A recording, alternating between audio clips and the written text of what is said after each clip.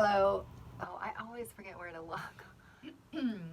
Hello, it's another Mystic Monday. It's just another Mystic Monday with Jessica Zdenek, your local priestess, oracle, and Kooky authentic yogini. I'm just making names up as I go along. Anyways, so there's a lot going on this week energetically. Greta has been in the news a lot, and there's been an interesting divide that's happening among us. I don't know if you all are noticing that. I tend to stay out of politics on Facebook, and then last week my inner oracle was like, you should say something, and I did, and oh my goodness Jesus, there was a lot of hot buttons that got pushed. And what I wanted to clarify was that I do think that she is a prophet and an oracle, and from the Divine Mother, as one of my mentors has also said. And in ancient times, the oracle was known as the Pythia. It was a snake priestess, and just in her gaze, you can kind of see that wise serpent eyes that she has. And my question that came to me this week was, is the Pythia now sovereign? And looking back into oracle history, it was known that Apollo put a curse on the oracles. The oracles used to be the most powerful people on earth. They were women, and they ruled in all the religious places. They ruled in families and in temples and in sacred places. And oracles had to train to learn how to use their gifts. And you can read all about this in my mentor Marguerite Rigoglioso's work. She has 2 books published about this that are very academic, and she explores the history of oracles. But just to sum up some of that history was that Apollo came in, or those that were associated with Apollo's lineage, so male educators came in and they began to control the oracle. So the oracle was no longer allowed to connect with the earth, or Gaia, and she was no longer allowed to connect with the mothers, the 7 mothers, or the star systems that had to do with the feminine or the goddess. So the oracles were not allowed to connect with the earth, and they were not allowed to connect with their starry mothers. And the oracles were only allowed to channel male deities. And this is like an older history of how it got to be that on earth we have our major religions, which make up probably 75 to 90% of the earth's population, see the divine as masculine. And that's starting to shift as some of us ancient priestesses are waking up and remembering how things used to be, and starting to embody more of that goddess energy on earth. So the question is the Pythia sovereign? Is Apollo's curse finally broken? And are we as women free again to connect with the earth and to connect with our starry mothers? Or is the Pythia being controlled or manipulated in any way? And so that idea that this girl could be controlled or manipulated has got people really upset about it. And I think part of it is because we all have different worldviews, and we all have different experiences. And if we start to go down a particular rabbit hole, and I have been down many rabbit holes in my life, if we start to go down particular rabbit holes, we have to kind of give up some sense of security, or if this starts to be true, then all of a sudden we have a domino effect, and then all this stuff is true, and it can really shake up our world. And so we might be at a developmental phase where we're not ready to have our world shaken up, or we feel more comfortable, or we are employed by people who have a particular viewpoint, and if we speak against that, we might lose our income, which might affect our family. So all of us in many different ways, because we are part of the social fabric on earth, are bound to different belief systems or thought systems that we might not even be aware of. So I wanted to share just a couple pieces of the puzzle, because I have been down many rabbit holes myself.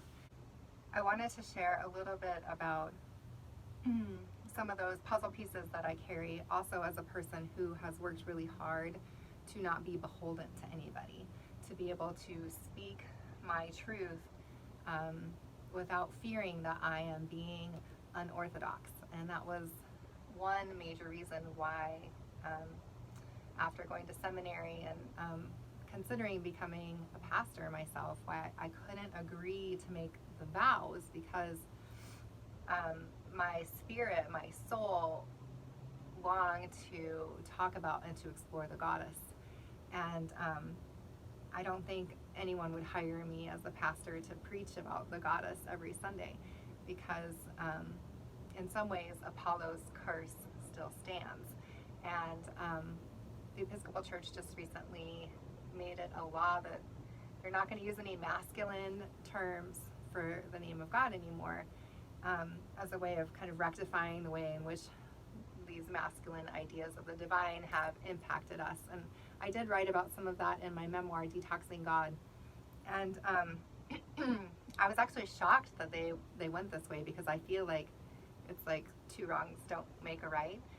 The divine has many faces and many expressions, and masculinity is one expression of the divine, just as feminine is. And yet, how hard it is for us to just talk about God as a she, or talk about goddess. That seems much more scary or threatening to us than to just say, let's just make it all neutral. So these are my opinions. You can hold everything I say in a bubble. We don't have to think exactly the same, but I do feel called to share some of my deep feelings and intuitive knowings about some of these topics. So here's my question about the Greta thing, and I think she's amazing. I really do, and I think both sides are right. I really do think that she has come to lead us in a new way, and I also think that there's some. I'm getting some red flags on this, and I have to just say, too, because I'm sensitive to charismatic leaders leading away a population with charisma. I think that we are in a time when the teacher has to awaken within us, and that we need to use our own discernment and be sovereign. So my question is she has a platform, she has the media supporting her, and I did hear and read in several different places that that guy from Microsoft, what's his name? It's totally escaping me right now. Bill Gates, there it is. That Bill Gates was funding her. I also was doing some research and found out that Bill Gates is supporting this scientific project to help with global warming, and the idea is that they're going to spray different kinds of chemical cocktails into the environment to try to block out the sun, in an effort to obviously keep too much of the sun from warming up the planet, or to keep it from global warming from happening.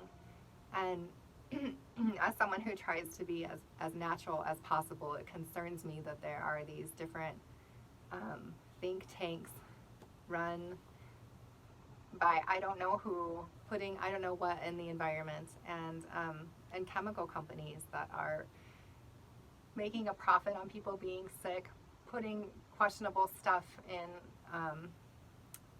our food produce that we're growing, things that are killing the bees and the butterflies, and just putting us out of harmony with the earth. And so that's just my question, is this idea of, yes, we need right now, it's a critical time for us all to get in balance with the earth. It's also Libra season, so we're all about balance in Libra season. We need to be balanced.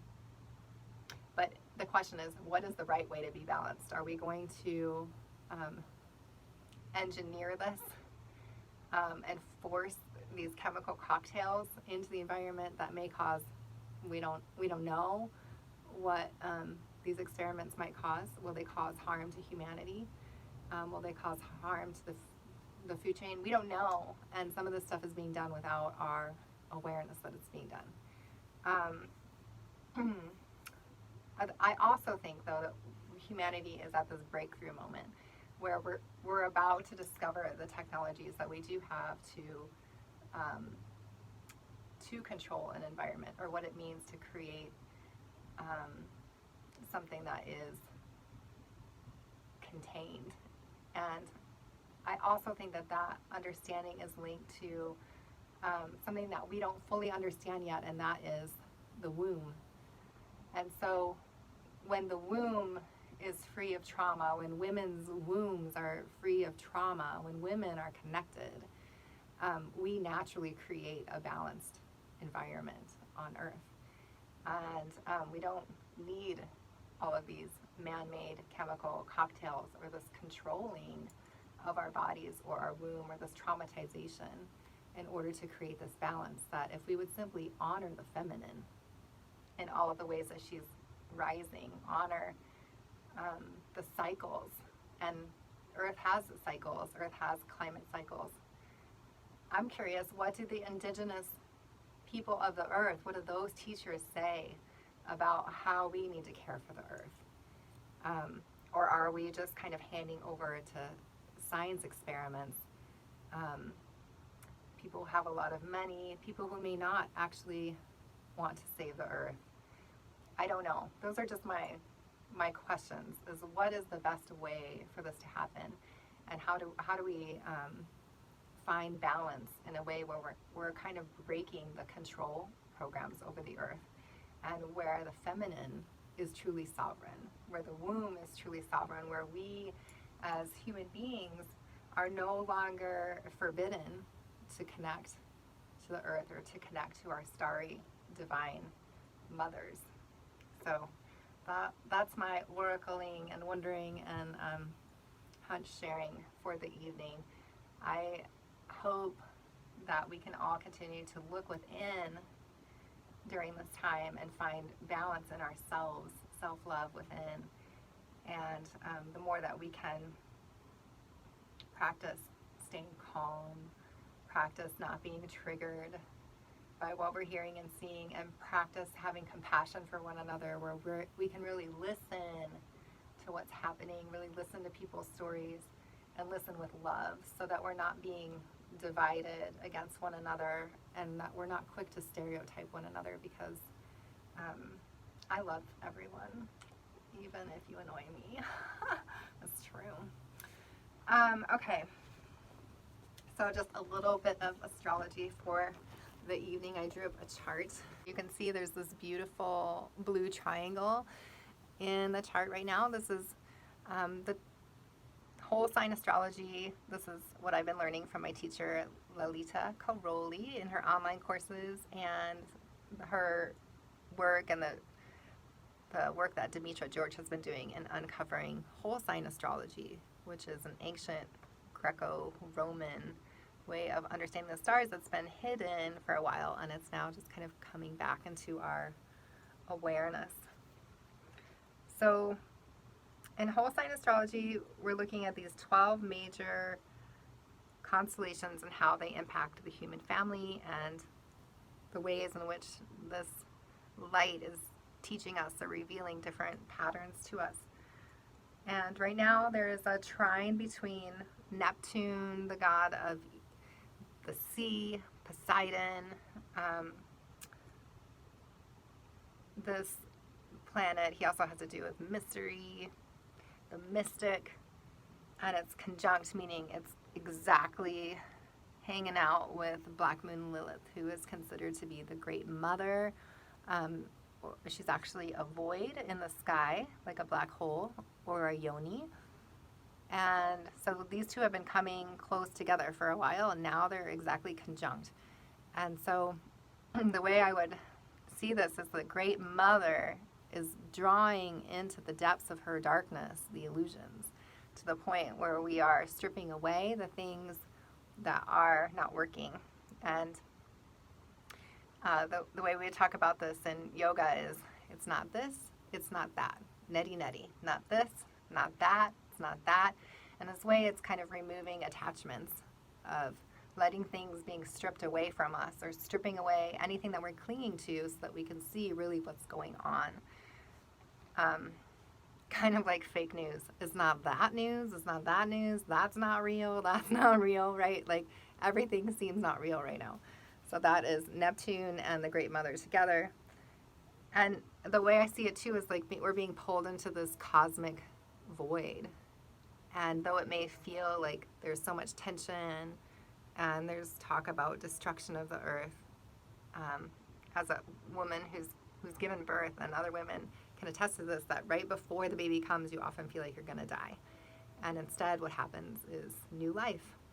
And so I also believe that this is a metaphor for what's happening right now. It feels like, oh my gosh, how are we going to get through this climate crisis? Well, we're going to get through it. And we're going to be reborn, and things are going to be better. This trine is a water trine in feminine water signs, and it's connecting us to the north node of human destiny. I hope this isn't backwards like it is in the camera, but so this is the sign of Cancer, which is also the sign of the mother. It represents the breasts. And here is the north node of human's destiny, to really move into our heart right now, to move into a nurturing place. So can we have our illusions stripped bare? Can we move into this void space where we don't know everything that might be happening? And can we move into our hearts? Can we nurture ourselves? Can we nurture others? Instead of judging everybody really quickly and putting a label on them and calling them stupid, that's easy to do. Let's walk with compassion with one another. And the trine is with Athena here, the goddess of wisdom, also at 13 degrees. So 13 is a goddess number. So we've got Athena, Black Moon Lilith, the Great Mother, consuming all of the illusions of Neptune and anchoring us and directing us towards our destiny in becoming a more nurturing humanity. The other thing that's going on right now in the stars is that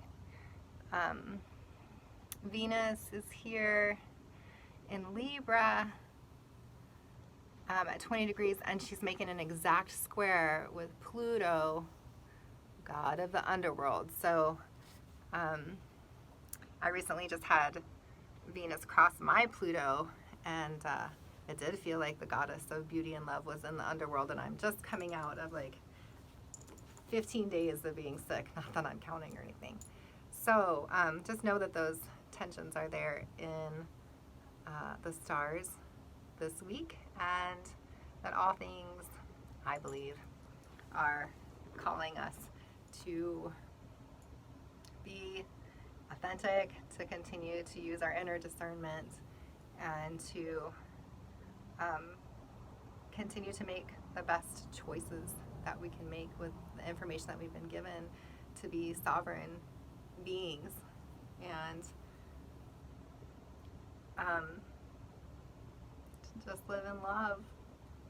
May we be peace on earth, and may we continue to live in harmony with one another, and to fear not. So I wish you many blessings this week. Happy Mystic Monday. The light in me salutes the light in you. Namaste.